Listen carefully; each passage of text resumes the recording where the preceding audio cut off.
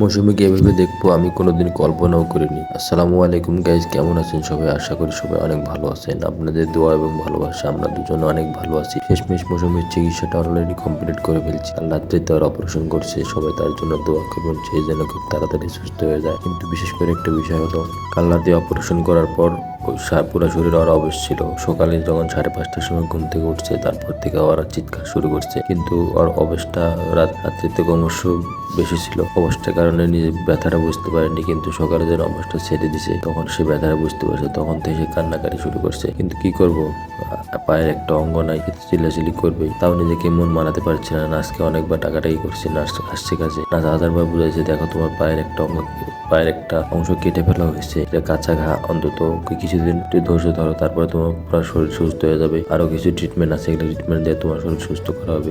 এর চিকিৎসার পর আরেকটা রোগ ধরা পড়ছে, সেই রোগের চিকিৎসাটা করা হবে। সে আসলে কোনোভাবে মানতে ছিল না। তারপর আমি তাকে অনেক বুঝাইছি। আর ফ্যামিলি থেকে আর মা বাপ সবাই আসছিল। পরে সকাল 10টার দিকে তারা অনেক বুঝাইছে, সে কোনো সময় বুঝ মানতেছে না। আসলে আমরা ওকে বুঝাই কি করব, আর যার ঘা তার ব্যথা, একটা কথাই আছে না? আমার যদি এরকম হতো আমিও বুঝতাম না, কারণ ব্যথাটা এত পরিমাণ। সে অনেকদিন থেকে ব্যথাটা সহ্য করতেছে, কি করব। তারপরে তো হাজার বোঝানোর পর বুঝ মানতেছে না। তারপরেও অনেক করার পরে আমরা বাসায় গেছিলাম। বাসায় যাওয়ার পর নাস্তা পানি করবো এই উদ্দেশ্যে বাসায় গেছিলাম, কারণ সারাদিন জার্নি করছি, সারা রাত ঘুম জাগছি, একটু রেস্টের দরকার আছে তাকে। আর বাবাকে আমি মেডিকেলে ধুয়ে আমি বাসায় যাবো ঘুমাইতে। এর সময় হঠাৎ করে ফোন দিছে আমাকে, তাকে নিয়ে রিলিজ করে দেবে। হঠাৎ করে রিলিজ করে দেবে।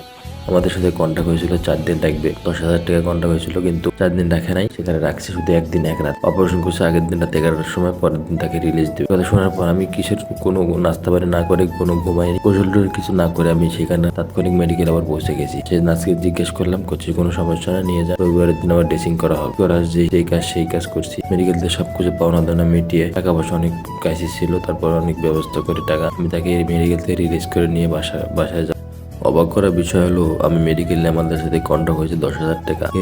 রিসিপশনে টাকা দিতে গিয়ে সারা বলতেছে 14,000 টাকা দেওয়া লাগছে। আর আমার একটা ভাইরা আছে, ভাইরার পরিচিত একটা লোক আছে, বিএনপির নেতা, অনেক বড় নেতা। তাকে ফোন দিচ্ছে, সে আসছে। আসার পরে সে যখন মেডিকেলের রিসিপশনে গেছে, তার সাথে আর কোনো কথাই বলে নাই। তাকে বলছে 10,000 টাকা, পরে 10,000 টাকা দিয়ে চলে আসি।